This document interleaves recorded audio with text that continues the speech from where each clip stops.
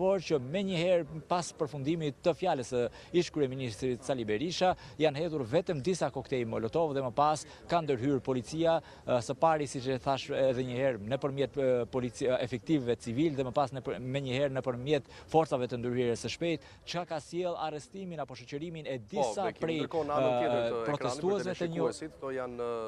pamjet asaj se çfarë kanë mbledhur autoritetet përpara kryeministrisë, pra bomba Molotov të sekuestruara të paplasur në tentativë për të përdorur gjatë kësaj proteste, por po ashtu edhe fishek zjarri. Ndjes bekim, por për publikun sa për ta sqaruar. Po, Klodi, dhe nëse i referohemi të gjitha protestave, pra janë 7 protesta kombëtare që janë zhvilluar nga ana e Partisë Demokratike, asnjë nuk është i dënuar apo asnjë nuk është prej protestuesve që ishin shoqëruar apo ndaluar nga policia, nuk është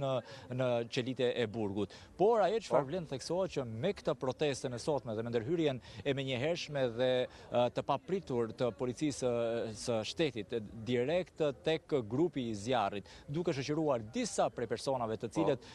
të paktën në dijenin time disa prej tyre kanë qenë të pajisur edhe me këtë koktej Molotov dhe janë kapur në thonjza në kushtet e flagrancës, nëse mund të konsiderohet si e tillë, mund të pritet edhe le të themi vendime ndryshe nga ato që kemi parë deri në këtë moment për sa i përket protestuesve. Nëse deri më sot nuk ka patur të dënuar, mund të ketë persona që do të vijojnë të qëndrojë për një kohë të gjatë dhe do të gjykohen për sa i përket pikërisht kësaj